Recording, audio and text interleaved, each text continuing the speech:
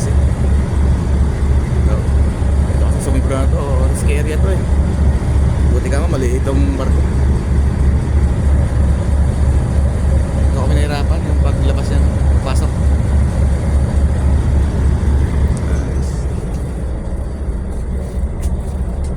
Ito guys, ito RPM, pabor, estribor.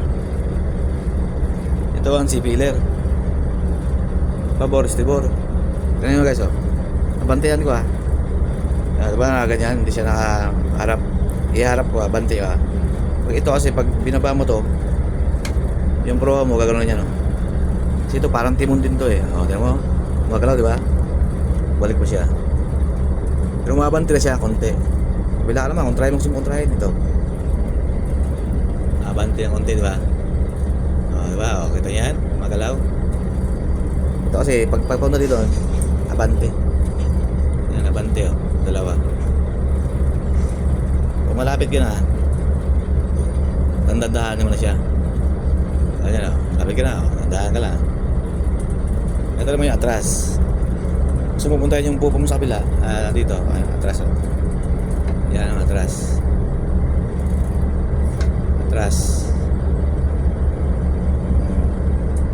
Neutral.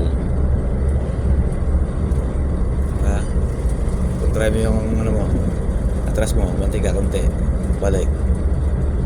Yun lang yan guys. Ito namang RPM na to, pabor, estribor. Ito mo yung pro ako. Diba, gumagalaw ko punta doon. Papuntahin ko dito.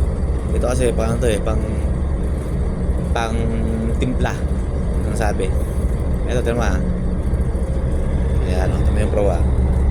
Yung proa, gagalaw yung proa niyan. Lalo pag tinudahan mo to, bilis yan.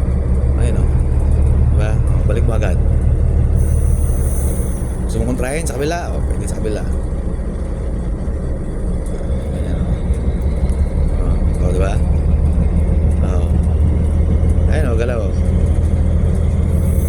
Ibig sabihin ito, pag nagdagdag ka ng RPM dito sa pabor, yung tulak ng niya sa pupa, yung pupa mo papuntang estribor, ito naman papuntang pabor. Pag nag-RPM ka, papuntang pabor yung pupa mo, diba? Papuntang pabor, kaya pumapantay siya dito. Ayan guys, yan ang pantay kasi nito, malayo kasi ang pantay nito iba-ibang ng RPM, C-pillar kasi sobrang tagal na, hindi sila pantay. Ito, bante to.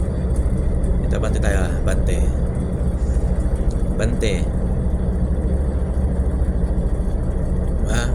Ganun mo, ganun tayo, diba? Bante. Kasi mo papuntahin din sa kabila yung proa mo sa paboro, ito. Ayun balik mo siya. Neutral, bulabit ka na. Tandaan ka lang. Atras. Bulabit ka, atras ka. Atras. Yan lang guys. Gusto matuto ng C-pillar mga kabaro. Pwedeng panlabas, pwedeng pa-enter island.